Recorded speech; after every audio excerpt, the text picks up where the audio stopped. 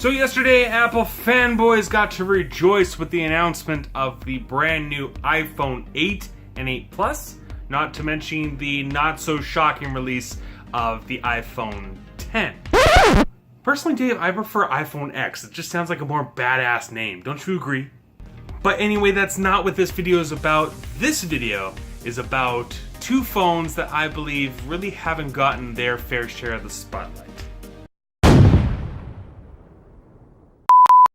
Now, many of you may not know this, but I actually used to be the proud owner of a Nexus 5.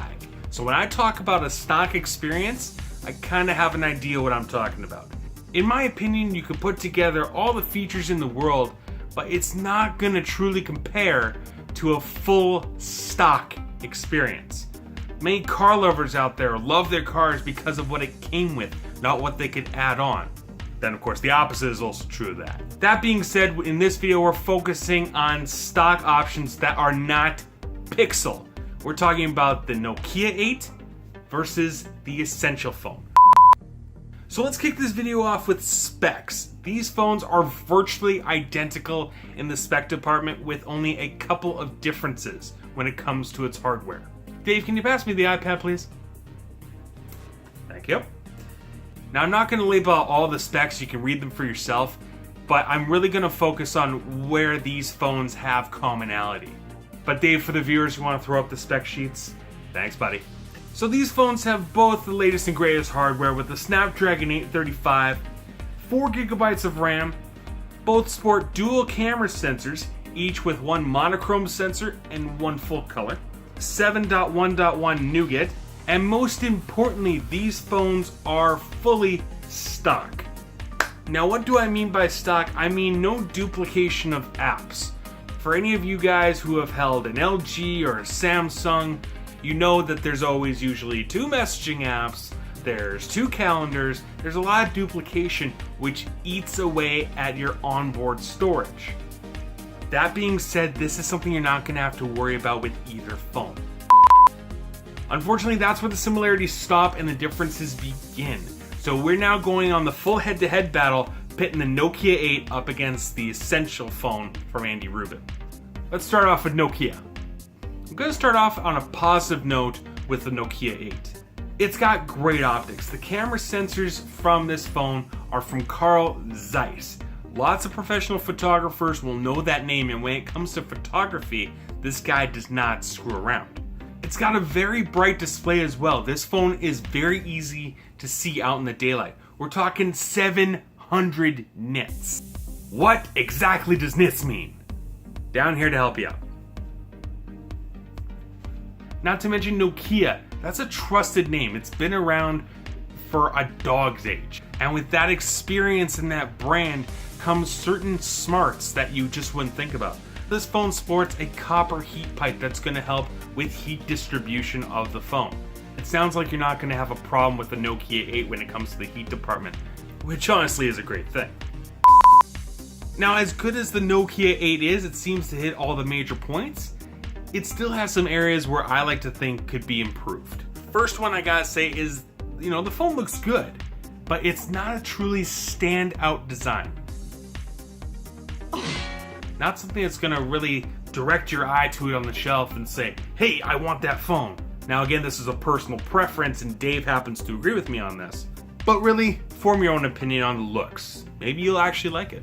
And the last negative point I'm going to harp on the Nokia 8 for is those bezels. Look at me from the side. Do I look different to you? Now, I might think that this is probably to make the phone stand out a little bit, but 2017 has been the year of removing and trimming down the bezels. Nokia, why not? But in 2017, where every phone is looking to trim off the edges and give their customers more screen real estate, why did you have to include such massive bezels? Now it's time to take a look at the other side of this coin with Andy Rubin's new Essential phone. First off, who is Andy Rubin? If you don't know, go to your room, you're grounded. Just kidding. Andy Rubin is by far the father of Android. He created the operating system that most of the world loves and loves to interact with. And his first foray into the flagship forum, try saying that 5 times fast. I can't remember what I said now. We're talking his new company, Essential, which brought us a really cool standout phone, the Essential phone. It's good points. It has a phenomenal design. I mean, just seriously, look at this phone. It's purdy. It's got kind of a widow's peak action happening there with the front-facing camera, but I honestly like the design of this phone. It stands out, it brings my eye to it, and it really makes me think that they have great designers in their company. Another way that this phone really stands out is with the materials they chose to make it. We're dealing with premium, hardcore materials. The back panel is made out of ceramic, and the sides of the phone are encased in titanium. So this phone can really take a beating. I wouldn't recommend wielding Thor's hammer on the screen or anything like that, but it looks like it could survive a tumble better than your traditional phone. Another great point about the Essential phone is its essential add-ons. So far it's only got one with a 360-degree camera attachment. They're small, they're minimal. Honestly, in my mind, they put the Moto mods to shame with their different approach to hot swappable modularity. I'm really killing it with the pronunciation of words on this video, wow.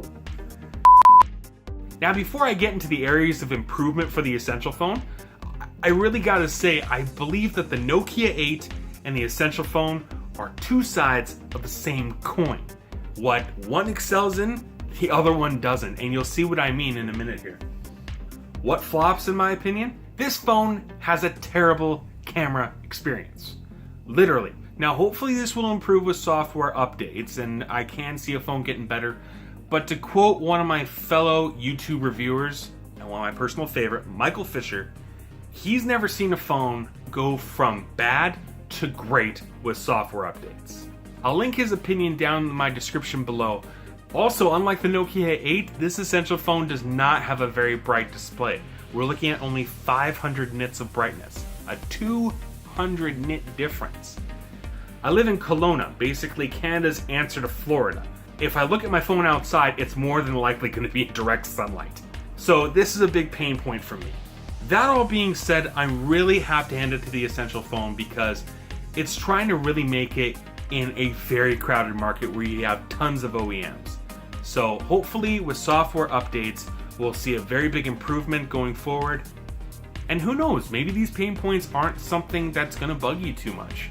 Let me know in the comments what you think. My final thoughts. Honestly, both these phones are great. They both strive in different areas and get greatness where they can. And where the other one flops, the first one delivers, and vice versa. My personal pick, even though how much I love the design of the Essential phone, would probably be the Nokia 8 if I was in the market for a new phone for a stock experience right now. But like I said, don't count out the Essential phone because I really think with a few software updates, it'll be made a lot better. I also can't wait until their next phone next year. Thanks you guys for watching Vision All Access. Let me know down in the comments, what do you think? Nokia 8, Essential phone, are you picking one up? What is your flavor of choice? Make sure to hit the bell, make sure to hit subscribe.